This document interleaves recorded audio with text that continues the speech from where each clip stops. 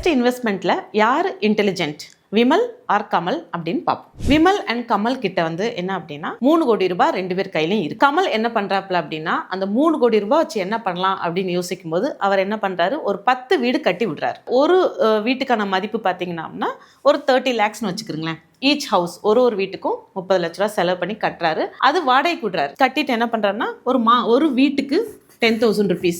அப்போ மாசத்துக்கு அவருக்கு எவ்வளவு வரும்? 10 வீடு கட்டி விடுறாரு அப்படின்னா 1 லட்சம் ரூபா. அப்போ 12 மாசத்துக்கு எவ்வளவு வரும் அப்படின்னா 12 லட்ச ரூபா வருது. 12 lakhs.